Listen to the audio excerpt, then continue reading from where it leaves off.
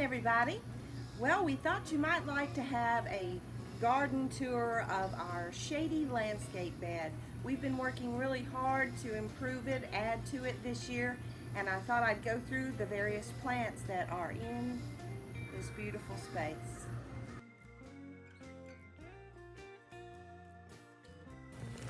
Along this outer border here, we have a perennial. This is Variegated Lirope. And then I planted some annuals, just some begonias. The Lirope is just a fantastic little plant, often called monkey grass. And it's a slow grower, but it can be divided. It is also deer resistant, and it blooms midsummer to fall. As you can see, these beautiful little purple blooms. It takes full sun all the way up to full shade, so it's a wonderful plant. Now in the sun, it's going to get this brighter variated color to it. When it's in all shade, it's a little less vibrant. And you can grow Variegated Lirope from zones 5 through 10. Behind this little section here, we have Heucherella Tapestry. This is one of the very best ones for the south. It has beautiful foliage. I say it's the best for the south, but it actually will grow in zones, I think, 4 through 9. I'll check on that, make sure I'm right. But if you look at the foliage, it has this beautiful multicolored vein foliage. It's kind of this blue-green color in the spring and the summer, and then in the winter it changes to a darker green with an even darker centers. So it maintains both spring, summer, and fall interest. It is an evergreen. Now the Heucherella Tapestry does have these free-flowing flower stems in a warm pink flower. It blooms from May to August. These were newly planted, but you can see the plumes are starting. We don't have the flowers yet, but on this particular one we're starting to get the plumes. The Heucherellas grow very fast, and they can be planted in part shade to full shade. In this little grouping here, I actually have 3 things. We have the Patriot Hosta, which is starting to bloom now. These sweet little light lavender colored blooms.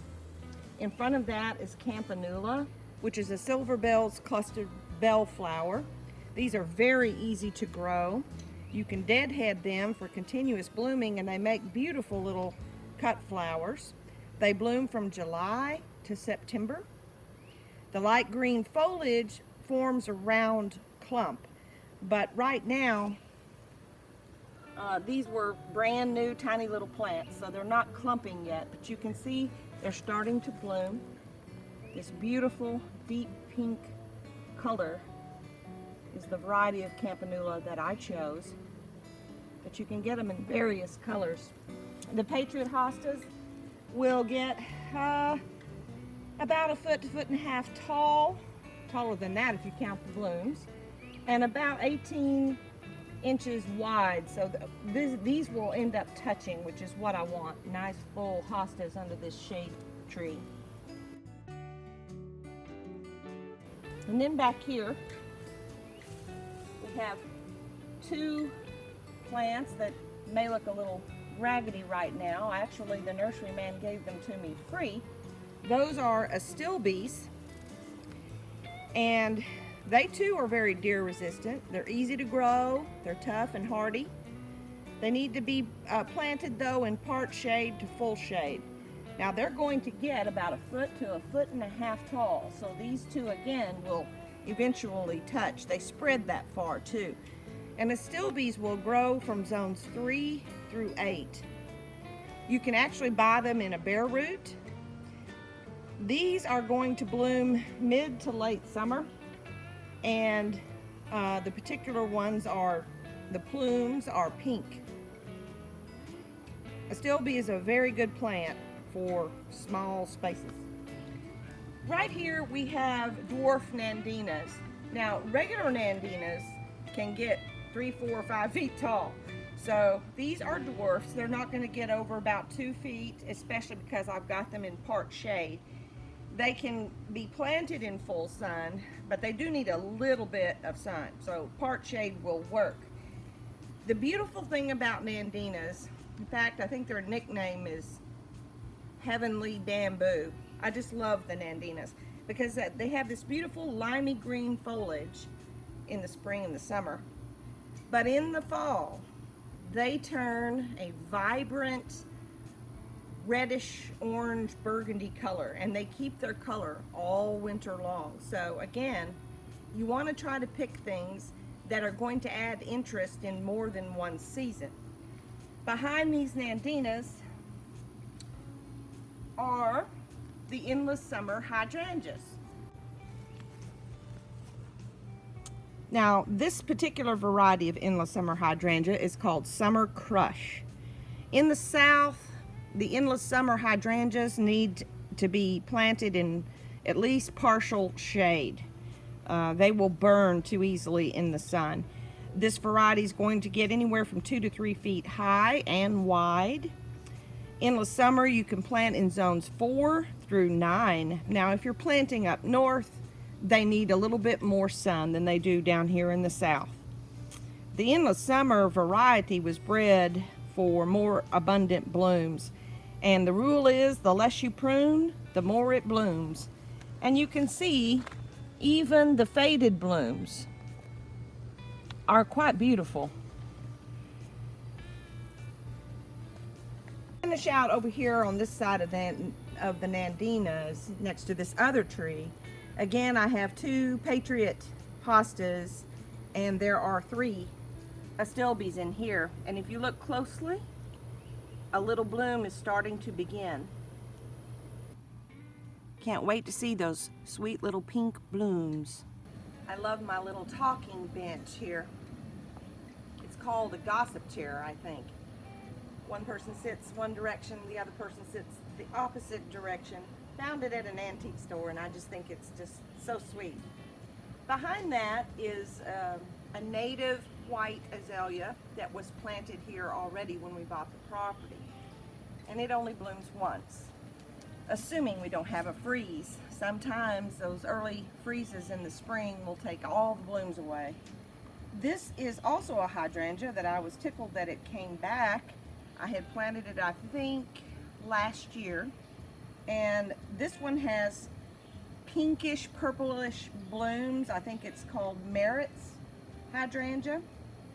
Down below I have another Patriot Hosta and 2 more Astilbes. These pots I planted also endless summer hydrangea, but this is called Blushing Bride. Now these are hardy all the way to zone 5, which is pretty cool. Again, in the south with this endless summer variety, you need to plant with partial shade. They need a little bit of sun, but mostly partial shade. And you shouldn't ever top water over the head of them while the sun's out, because it will scorch the leaves. The reason I planted these here, they get huge. They'll get up to 5 feet tall. But I planted them in these pots because I wanted to see how well they did right here in this area, because we want to plant probably next spring in front of all our evergreen bushes, which I'll tell you about. This is Pittosporum over here on this side. We want to plant an entire row of these blushing bride endless summer hydrangeas. We think that will add some beautiful color.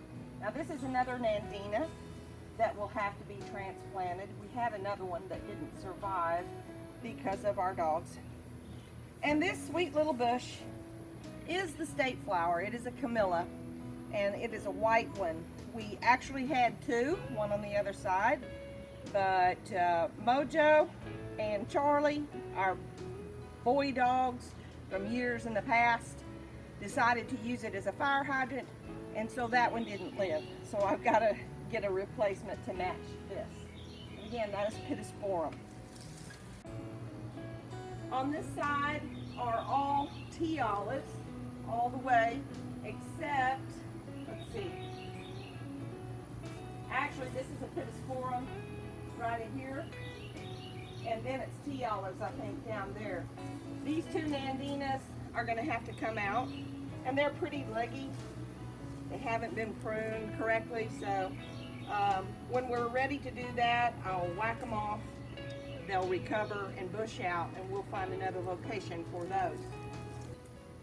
All along our stone pathway here that leads up to our driveway, there was nothing here before. So we decided to add some groupings of hostas. There's a variety in here. Guacamole is this wonderfully green one here. Gosh, I can't remember the name of that striped one there. It may be Fire and Ice, I'm not sure. But they will get big enough that they'll fill in a whole little kind of triangle here. So for now, I put some perennials in the center so that they wouldn't look quite so lonely. This plant here, come closer, we'll show you.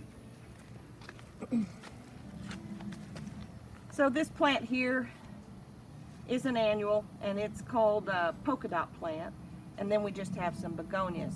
And I repeated that in each of the little sections. All of the hostas are not the same. There are a variety, I think maybe 2 different kinds. Now in between, I actually don't have enough of these right now, but this is a Brunnera. This particular variety is Alexander's Great Siberian Bugloss. It gets about 1.5 feet tall and 2 to 2.5 feet wide.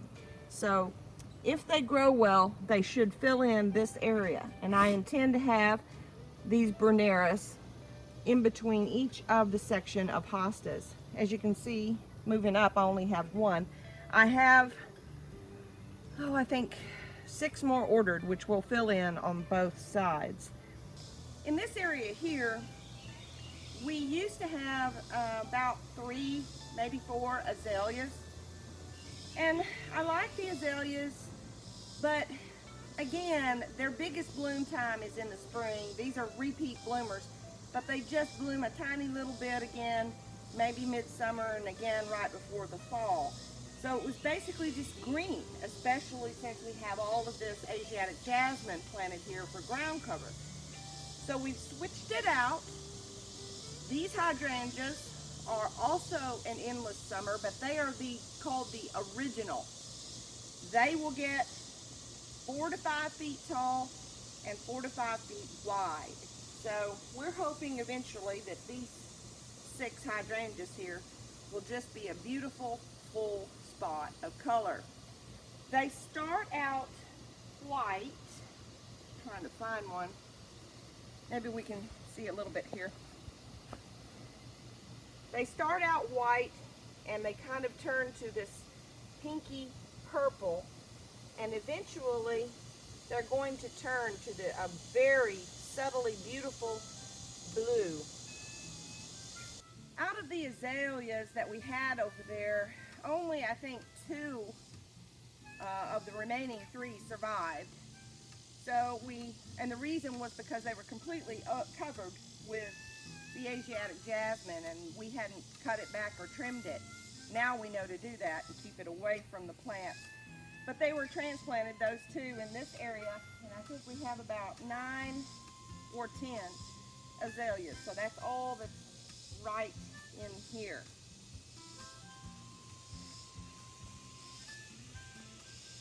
When we first bought this property, there was a beautiful dogwood tree here, but it ended up dying. Dogwoods are sometimes not very hardy plants. They get to a certain size and that's all they'll grow. So when we lost that tree, we had found this little old well pump, and we decided to create a water feature here, which we did, and it was pretty, and we had it dripping out, pouring out of the well into a big bucket. Again, our Charlie Brown dog loved to play in the water, and he actually destroyed the whole thing several times. So we gave up on that and decided to go with plants. These are Foxtail Ferns. They will get 24 inches wide and tall, so it should fill this in completely. Now, I noticed in my research, these Foxtail Ferns are supposed to be growing zones 9 through 11. We're in zone 8. So I'm a little worried about them surviving the winter. I may have to ask the nursery guy, is there something I need to do, cover, protect it if we're gonna have a big freeze. But the nurseryman carries a lot of these, so they must be able to survive here. And I just love them. They have these little white balls that come on them on the fronds. Around our lamppost that we have out here, a few years ago I had planted a Calla Lily, again a perennial, that blooms early spring to summer, and they get 1.5 feet all the way up to 3 feet tall and about 2 feet wide. They need part sun and part shade in my southern zone. In cooler climates, they pretty much need full sun. But when we had some workers here, they rather trampled my Calla Lily. So I'm not sure if it's going to bloom. Maybe it will. But I added 2 more to the sides of it here, and then a few little hostas that will fill in behind it as a backdrop. In planting things, I like to have variations of colors in the leaves, but if you look at this up close, it has these beautiful little silvery gray speckles in it, all in the leaves. And I just thought the variegated hostas here would be nice complement to it, to the Calla Lilies. In front of these 2 little boulders here, we put more hostas, and I just love these curcumas. They just came out at Lowe's, and they are perennial. They bloom early to late summer. And there was a lady, the checkout lady at Lowe's, actually showed me a picture of her pink ones. She planted it last year, and this year it was much fuller and had 3 blooms on the same plant. So this will spread. Now they look a little burned on the leaves, and that's the way they were at Lowe's. But you can see those are the lower leaves. These need shade, so I'm pretty sure that's why the leaves are burned like they are. The new growth looks very good, and the blooms look good.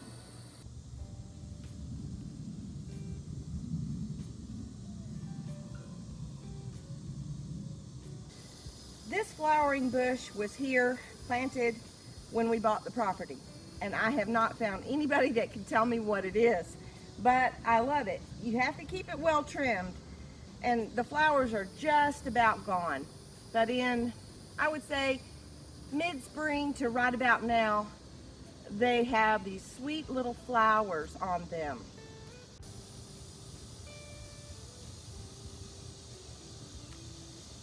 You can see a close-up of the sweet little blooms. And I especially love this plant, this bush, whatever it is, because the little fronds just slightly sway in the wind, and it's just so pretty.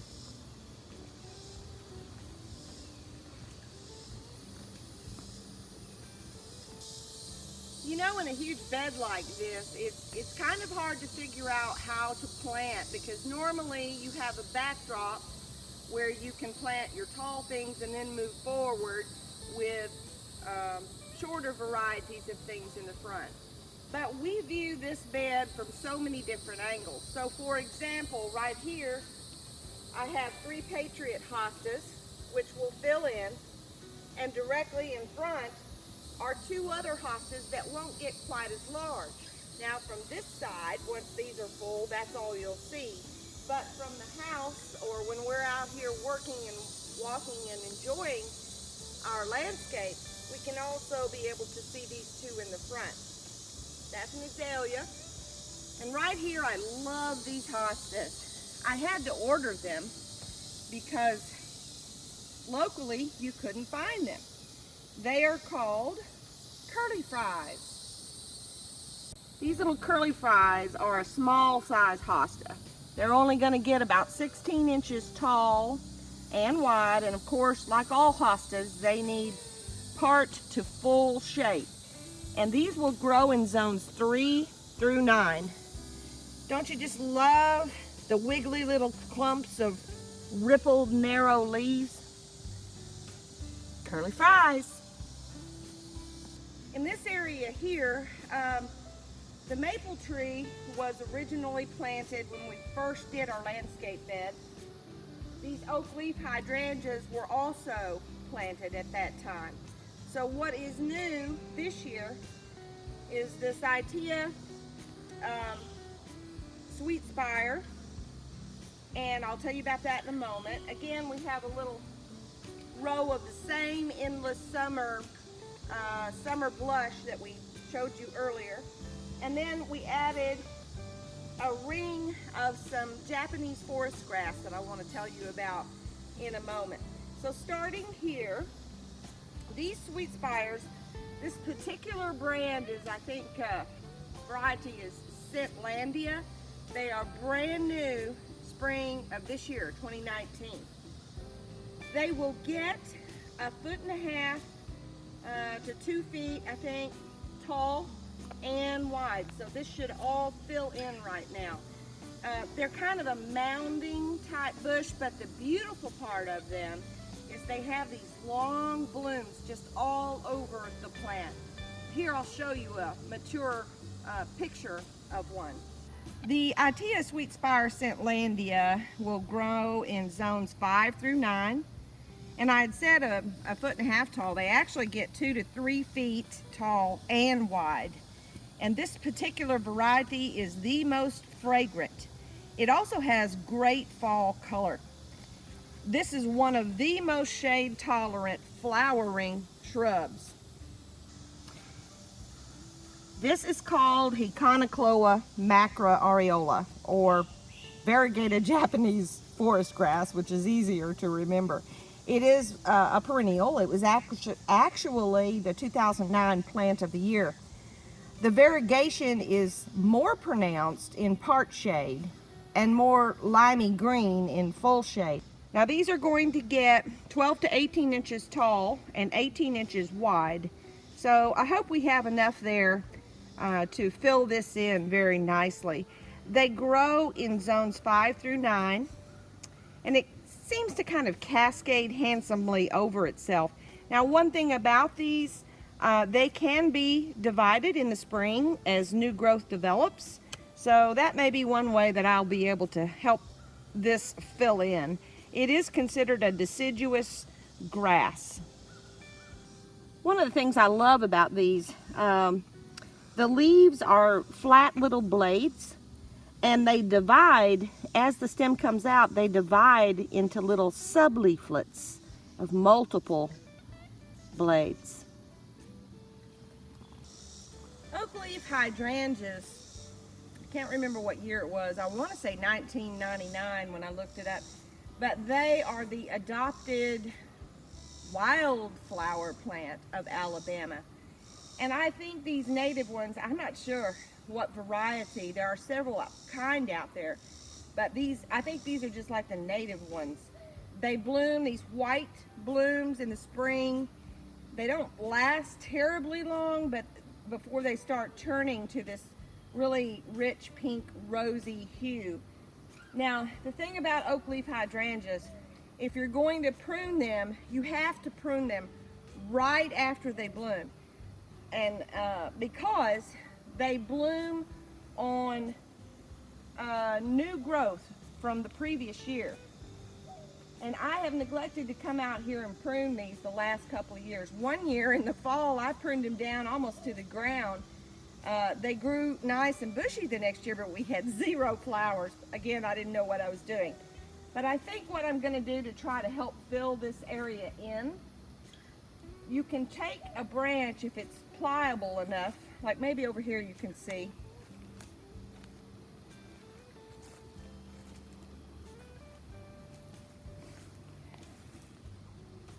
Here's a branch that's growing out onto the ground and laying on the ground. So what I will do is actually come out here, dig a little space where I can get to some soil, mound some soil up around it, put a rock on it to hold it down, and it will root, and we will have more hydrangeas.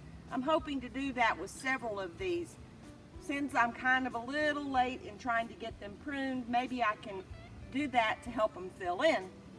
Right here is what's called a cast iron plant. It needs to be planted in mostly shade. It really doesn't need a whole lot of sun. It will grow in zones 6 through 11, and it's going to get up to 30 inches tall, which it pretty much is that now, but it will get 3 feet wide. And the nice thing about the cast iron plant is it will tolerate really poor soil conditions. I'll show you an example of that. So up here by our real well, not the fake well down there, this is a cast iron plant. It was planted here when we bought the property, although the well was here, but not the house and the stone. But this little thing came out and I thought, what in the world is that?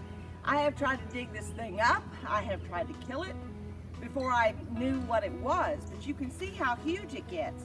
And again, this is a perfect example of how it will grow in terrible, terrible soil conditions. I mean, basically rock. Elephant ears. This particular variety is called Black Ripple. They will get 3 to 4 feet tall and 3 to 4 feet wide, so it should fill this in very nicely. Now these plants definitely need shade. They also like real wet conditions, so if you have a boggy area, these things will really take off if it's a pretty wet environment. Amongst these Oakleaf Hydrangeas, we also have the white ones. We also have 3 little other varieties called Ruby Slippers. They're not doing extremely well. I need to come in here and really boost some fertilizer to them and see if I can get them going. But they have some beautiful blooms. They're more of a dwarf variety. They only get, I think, about 3 feet tall and about 3 to 4 feet wide. Originally in the landscape planning and planting, years ago, I think it was probably, I don't know, at least 12 years ago, these 3 gardenias were planted. They actually probably could have put 5 in here instead of 3. I love gardenias, but they bloom once. And these have been heavily, heavily pruned just a couple of weeks ago, because that's the time to prune them, after they've bloomed. Because they only bloom once, and then these Oakleaf Hydrangeas, you really don't have a lot of color. I was trying to come up with something that of interest that would have color throughout the summer. So coming this fall, I have ordered some bulbs of Foxglove. The variety, I believe, is called Woodland Excelsior Foxglove Mix. So let me show you a picture and tell you a little bit about them so you'll know what they're going to look like. The Woodland Excelsior Foxglove Mix is pretty much a classic woodland cottage garden favorite. And the nice thing about foxgloves is that they will self-sow, which is also very good because they really look best if they're in multiples. They'll grow 4 to 6 feet tall, which will be great amidst all of these Oakleaf Hydrangeas. Foxgloves are loved by hummingbirds, and they bloom late spring all the way through the summer. And another wonderful thing, they like full shade to partial shade, and you can grow them from zones 5 through 9. And the little row you see in front, Randy and I just planted. We'll get a close-up in a minute, but this is called Plectranthus Mona Lavender. Now it only grows about 16 to 18 inches tall and about the same in width. But as you can see, they have this beautiful dark green foliage, which I think stands out very nicely against the jasmine, and some gorgeous little flowers that will bloom all summer. So whether you're walking by, you'll be able to see it. Even driving by, I think it will end up filling in about to this height, and you'll see just a little hint of flower. Thank you for joining us. We hope you enjoyed our little tour of our main landscape bed here. We have a few others, and maybe as we go along this season perhaps, we can do some little short videos of what we have planted there. And remember, bye, and have a good one.